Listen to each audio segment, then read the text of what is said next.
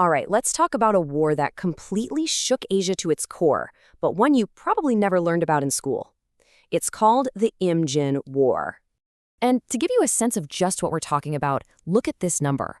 Over 1 million people. That's the estimated death toll for just the Korean side, civilians and military combined. I mean, this was no small border dispute. This was an absolutely cataclysmic event. So how does something like this even happen? How does the ambition of just one person spiral into one of the deadliest conflicts in history? Well, that's exactly what we're going to figure out. It's an incredible story of ego, terrible miscalculations, and just brutal, brutal warfare. So everything kicks off with this one guy, the man at the top in Japan, Toyotomi Hideyoshi. Okay, so to really get what's going on, you have to understand Hideyoshi's situation. The man had just finished unifying Japan after like a century of nonstop civil war. So now he's got this gigantic army of battle-hardened samurai just sitting around. What do you do with them? It's a classic problem, right? An idle army is a dangerous army. So to keep them busy and to really cement his own power, he needed a new mission. And his goal wasn't small. He dreamed of conquering all of China. But to get to China, well, you have to go through Korea. But he didn't just roll in with his army right away. He tried the diplomatic route first. Kinda. You can see how it all fell apart here. He basically sends a message to Korea saying, hey, you're going to be my road to China, so fall in line. But the thing is, Korea had been a loyal ally, a tributary state of Ming China for ages. They saw China as their big brother, so they were deeply insulted. There was this massive culture clash, too. A Korean delegation shows up in Japan, and Hideyoshi just assumes they're there to surrender and pay tribute. When they, of course, tell him, no way, we're not betraying China, well, that was it. The fuse was lit. And this quote, this just says it all. This was the fatal mistake on the Korean side. See, they were used to dealing with Japanese pirates, these raiders called the woku. So when Hideyoshi started making threats, the court pretty much just shrugged it off. They figured, oh, it's just more pirates talking big. They had absolutely no idea what was coming. This wasn't a raid. This was the entire, unified, battle-tested military of Japan. And because they were so unprepared, what came next was an absolute onslaught. A total blitzkrieg on land. I mean, just look at the matchup here. On one side, you have Japan sending nearly 160,000 troops in the first wave alone. These are pros, guys who had spent their entire lives fighting. Then you have Korea. They'd been at peace for a long, long time. Their military was rusty, to say the least. They relied on mobilizing citizens, and a lot of their official army rosters were, let's just say, creative accounting. It was honestly not a fair fight at all. And then there was the game changer, technology. The Japanese had the Tanishima musket. They got the design from the Portuguese and went all in on it. Seriously, by this point, Japan might have had more firearms than any other country on the planet. And they weren't just carrying them. They had mastered the tactic of volley fire. It was absolutely devastating. And hey, don't just take my word for it. Listen to this Japanese commander.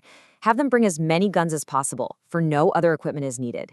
He's saying, forget everything else. Even the samurai have to carry guns. That tells you everything. This wasn't classic samurai warfare anymore. This was a new era, and Korea was just not ready for it. So what was the result? A total disaster for Korea. The Japanese landed and just ripped through the peninsula. The capital city, what we now call Seoul, was captured in a matter of weeks. From the outside, it looked like this whole thing was going to be over in a month. But the war wasn't only being fought on land. Let's shift our focus to the water. Because out on the sea, the story was the complete opposite.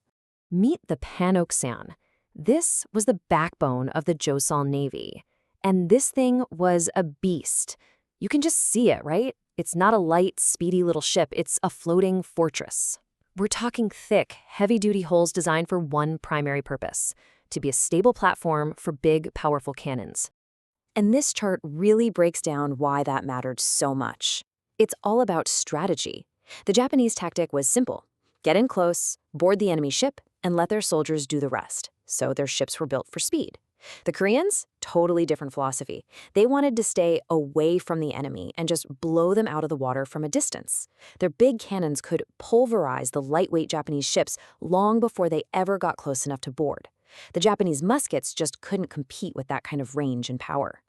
And they had a genius in command, the legendary Admiral Yi Sun-sin. Under his leadership, the Joseon Navy just systematically annihilated the Japanese fleets. They owned the sea. And this was the turning point of the war. Think about it. That huge Japanese army on the mainland, it's like a giant beast that needs to be fed. It needs supplies, ammo, more soldiers. All of that had to come by ship from Japan. By cutting off the sea lanes, Admiral Yi essentially starved the beast.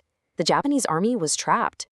So the whole invasion is stalled, Japan is stuck. And just when you think things can't get any more complicated, a new player enters the field. A really, really big one. Yep, Ming China.